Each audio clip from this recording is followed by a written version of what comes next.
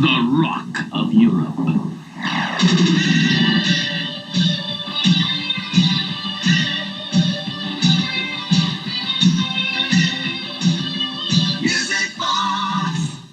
It looks as if the Smiths' new LP, Strange Ways Here We Come, will be their last. Just before its release, songwriter and guitarist Johnny Marr quit the group, and singer Morrissey has dramatic new plans too.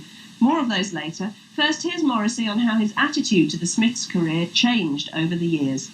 I think I've become a little bit slightly negative about the music industry, whereas perhaps 5 years ago, entering it, I felt very idealistic, that lots of things could be changed and everything could be, lots of people could be erased from the whole thing.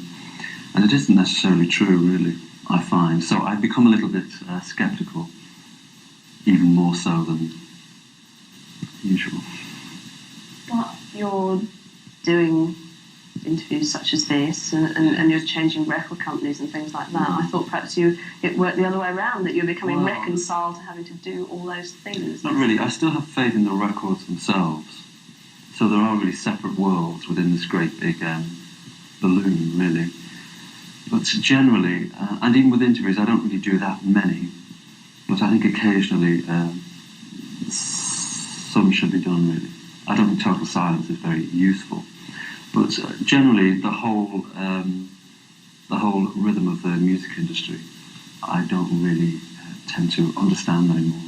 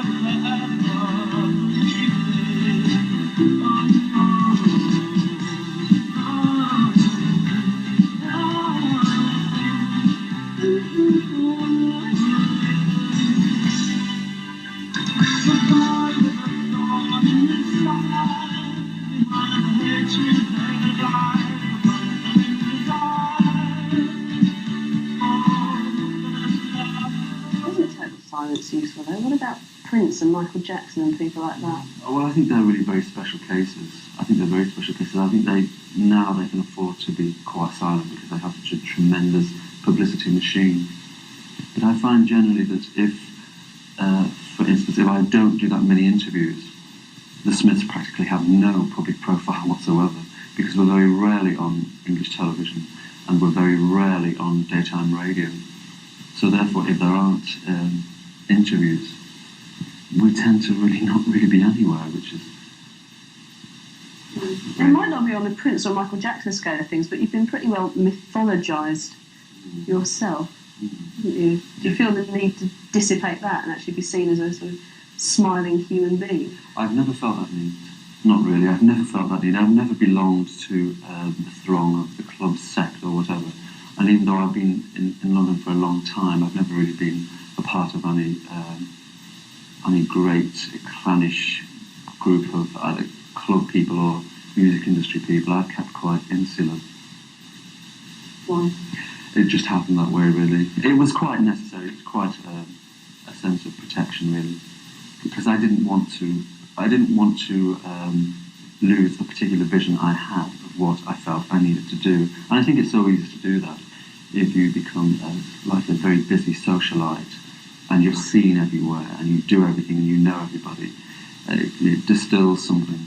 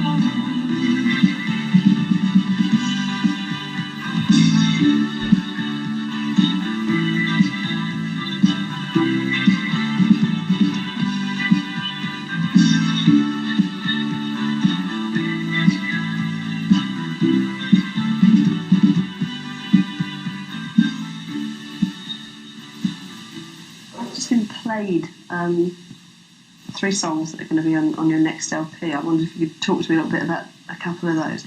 Paint a Vulgar Picture. Which is really, I expect, touches upon what we've just mentioned about the music industry and the rather, the very sour elements of it. Which Paint a Vulgar Picture is about how the death of a pop star is treated generally by record companies and how they tend to become very, they tend to utilise the death and exploits the person. And I find that really sad. It's never really done in a very touching and a very passionate way. It's always very gaudy, very cheap, very nasty, tending to really milk the whole situation.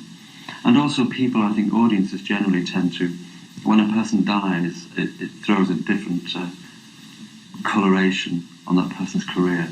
And we tend to generally appreciate people a little bit more. Obviously, we're quite sad because they've died, but so there's several angles. We tend to be a little bit, audiences I think generally tend to be a little bit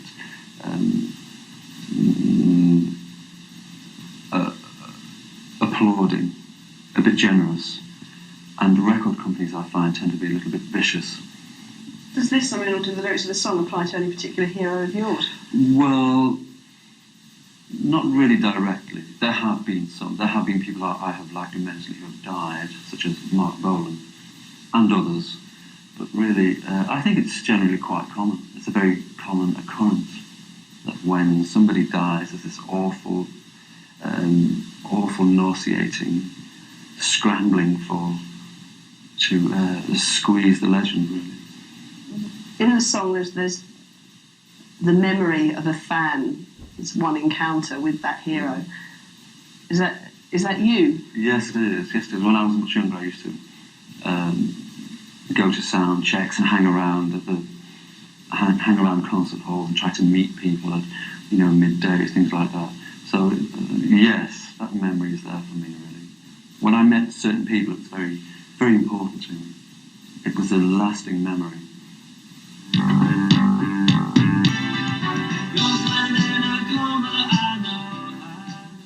Girlfriend in a coma? Yes. I mean, are you sending up your own gloomy image here, or is it designed deliberately to provoke the people on radio stations who don't play your records? No, it isn't. It isn't designed to provoke anybody at all. I think that the escalation of the use of drugs, there are quite a lot of people who end up in a coma, really. So I don't think it's such an extreme notion. An extreme notion, perhaps, for a 2-minute pop record, but that's fine, I think. But people are in comas every single day. It's not really it's not a unique situation. No, but it must be in your mind. I mean, not to be disingenuous, I mean, it must be in your mind that people are going to go when they hear a song title. Well, I don't know. I mean, I think people do that very expression when they hear anything that's slightly... not to do baby. Yeah, slightly off the wall, as it were, or even slightly off the rails. But I think that's really, really good. I think it's quite nice to unruffle people's feathers occasionally, because obviously, as you absolutely know, the chart and daytime radio and all that big syndrome is remarkably sterile and bland. And if anything occurs which is faintly clever or faintly interesting, it's generally never played, really. So I think it's quite nice to get in there and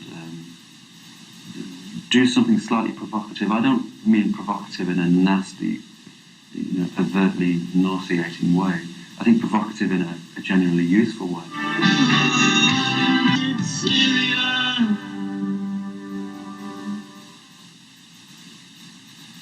What are your obsessions these days?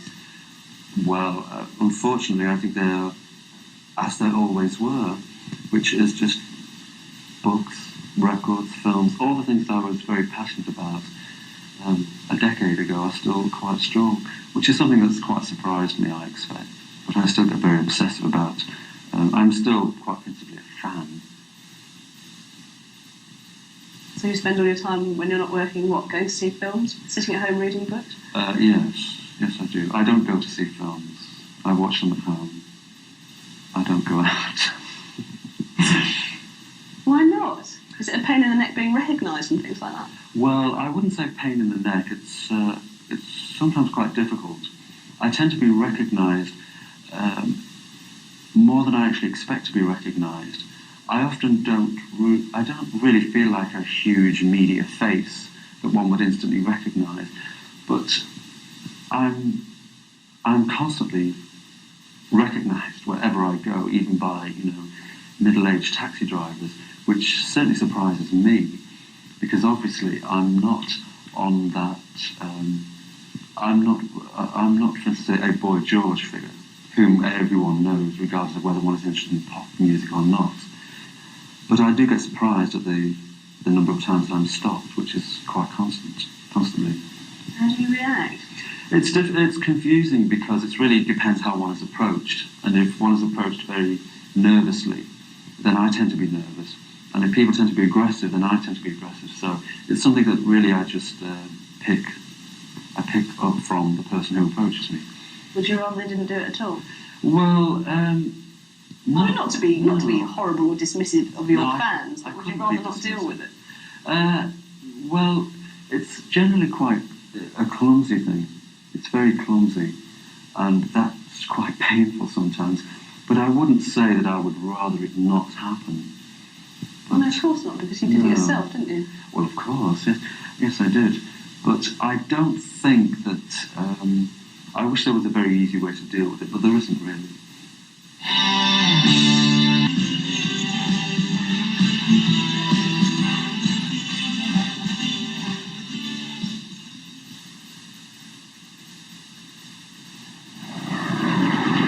Music Box, the rock of Europe.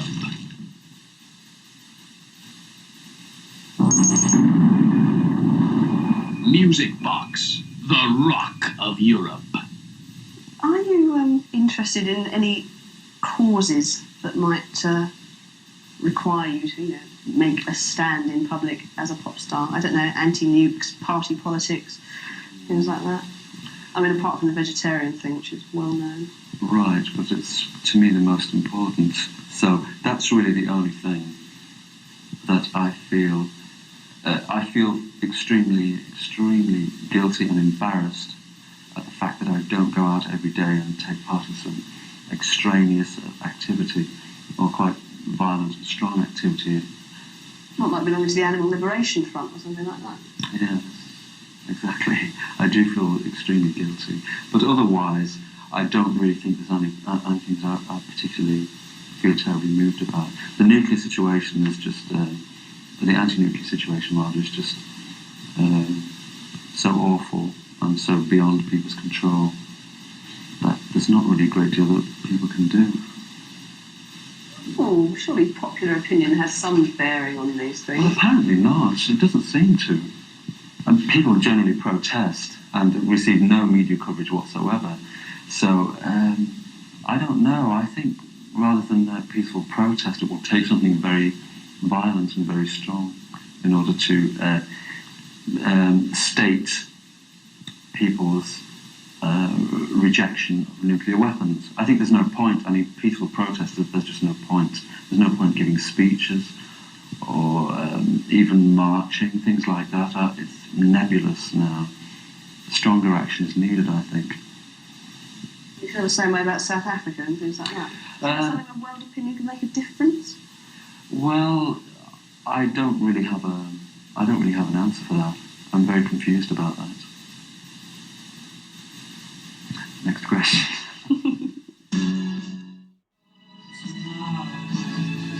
I'm interested though in how you regard other people in your line of work, because your attitude has always seemed to be sort of not of the process. Therefore, what do you think when you look at somebody like, say, George Michael, who's sort of done it all the very conventional way and has actually, reached the pinnacle or whatever? I mean, do you feel a lurking admiration or contempt or something in between?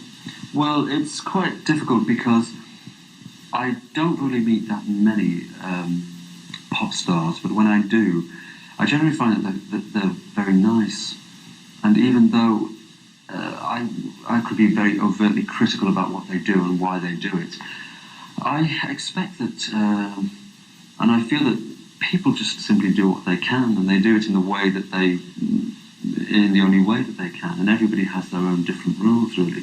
Most of it I don't really approve of, but if that's how they want to do it, then so be it, really. But generally, the usual guided path throughout popular music is not really one that I've ever felt I could conceivably take and really be successful. Like, I don't really believe that I could be a successful pop star in the George Michael sense. I don't really think I could do that very well. So, but some of them are very nice people. Why couldn't you do it? It's a question of self-belief, or... Yes, I mean, it's that completely. It really is that completely. Sometimes I find it very hard to appear on pop shows and things like that, and in very simplistic pop magazines. I don't really feel that it's my place somehow. I don't really belong there. Well, that might be interpreted as being a bit snooty. I mean, do you think you're above it? Well, no. Well, yes. I mean, I'm certainly above it. I mean, intellectually, I'm definitely above it. But it's not it's not because of snooty reasons. It's just not my patch. It's not really where I feel that I have anything to contribute, really.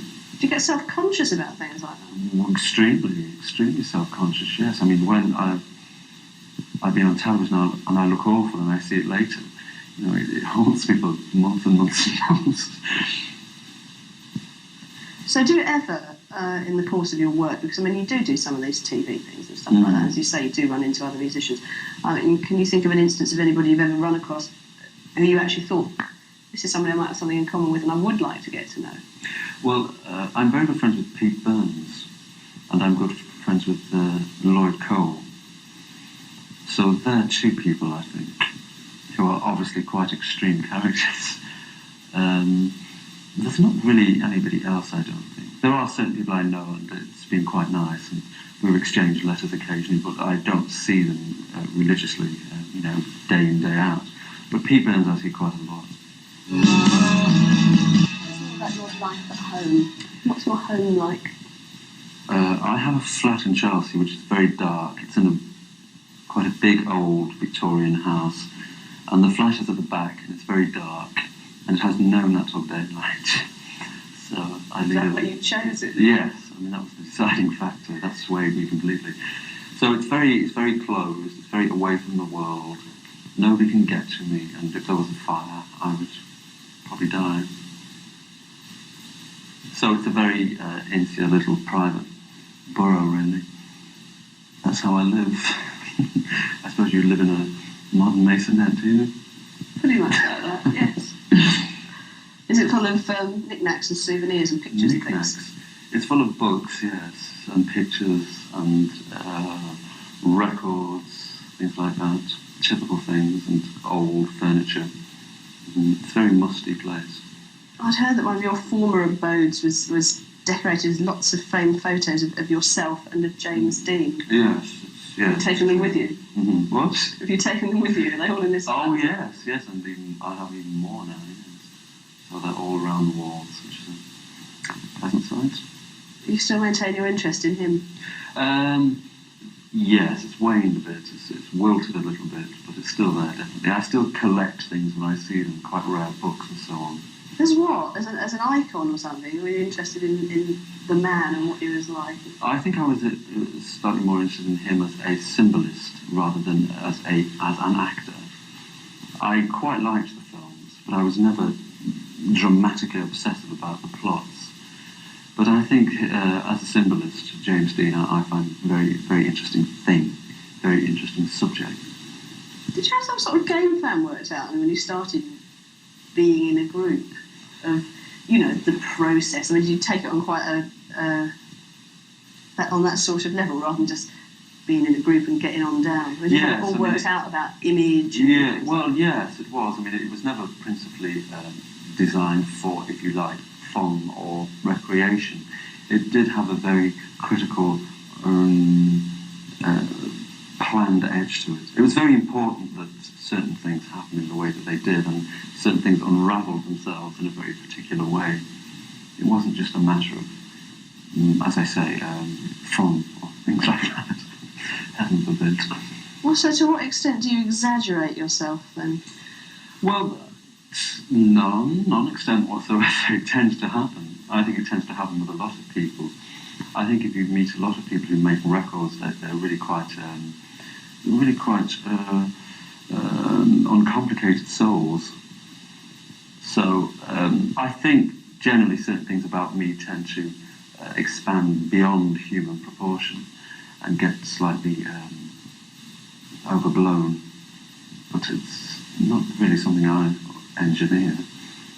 You're rather fortunate then, aren't you? That, I mean, you're in a position where you can afford to indulge your desire to, live in a dark flat, read books and watch films and things like that. I mean, had the Smiths not been so successful, would you have had to go out and get a job?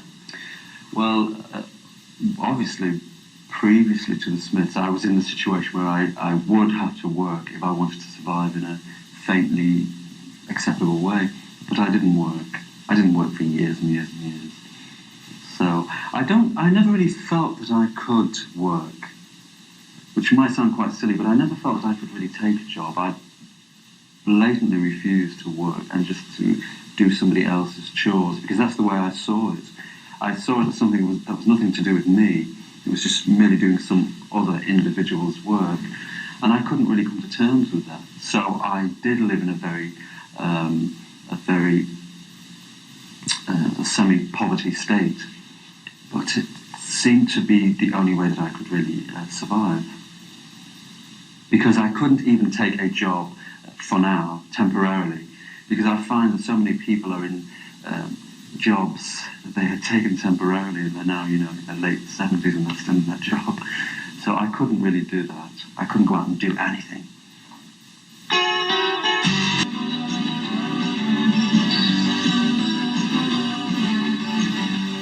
You seem to be somebody that a certain type of audience can identify with very strongly and very readily. Now, I don't know how to put this charitably, but I mean, what's known as perhaps, the Long Mac Brigade, Yes. or whatever. I think that was true initially. I think that was true in perhaps 1983, but it has expanded, and other elements of society, if you like, do listen and like the Smiths. So it really isn't as rigid as it once was. It's really quite a broad thing now. But initially, yes, I felt that the following was a very overtly serious and private crew of people. Do you feel about your audience? Would you feel some great bond? Yes, I do. I feel a tremendous bond, a great bond with them. And obviously playing live is the time when one comes face to face, and it's a very touching thing, very touching thing.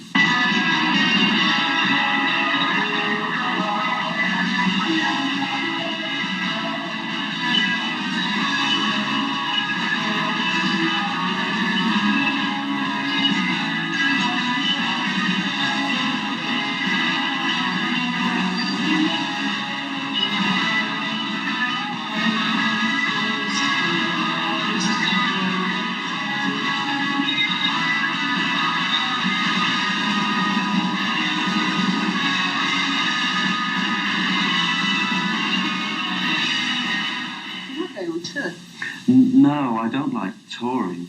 Performing on a stage is quite different. That is quite separate, and that's really quite a priceless thing. What do you feel like when you're performing on stage?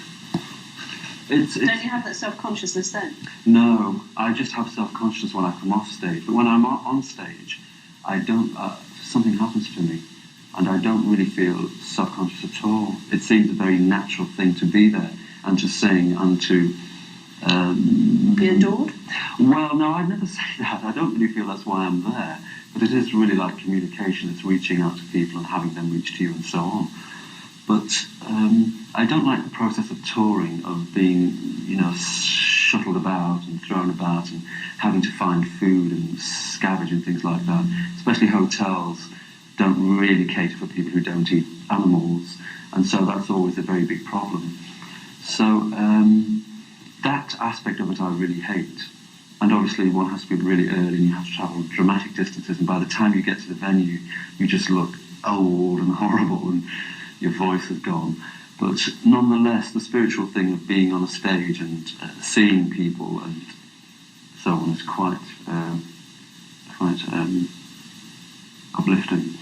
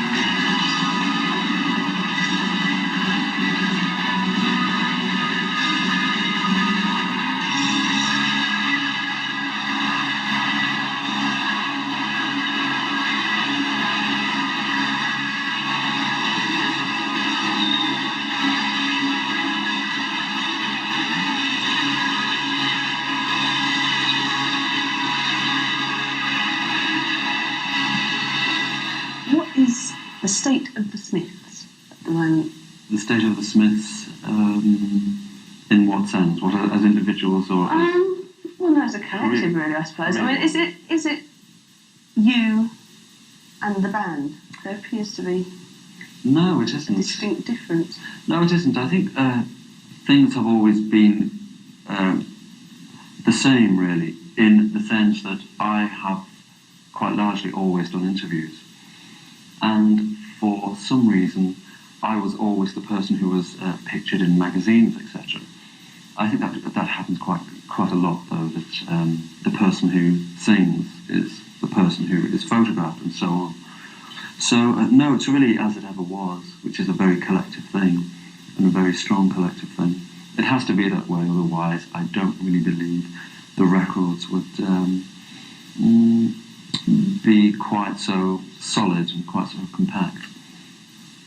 Doesn't it make any difference, though, that they don't necessarily share your, how would you put it, notions of spiritual or sexual or whatever purity? What does it make a difference? Doesn't it compromise? I mean, all right, to put it baldly, I mean, if you as the figurehead of the group are in interviews talking about anything from vegetarianism to celibacy to anti-drugs or whatever, and the rest of the group don't appear to subscribe to that view, well, that's fine, but doesn't it make you look a bit of a hypocrite?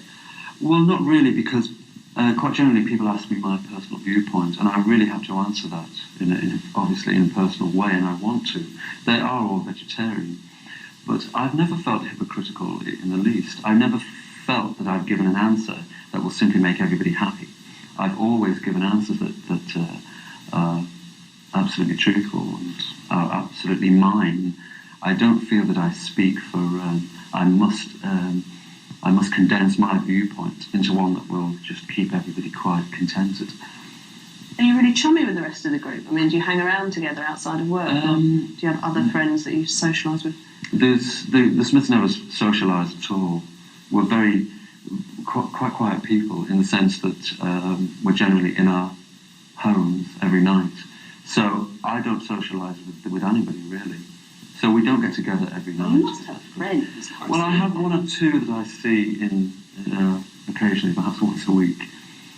But I don't run around in a pack or anything like that. Since his songwriting partner Johnny Marr left the Smiths, Morrissey has decided to pursue a solo career. He won't be entirely alone, however. Smiths producer Stephen Street will be collaborating with him. As for Johnny Marr, rumour has it that he's enlisting with the Pretenders. After the break, we'll be on the couch with Terence Trent D'Arby. Music Box, the rock of Europe.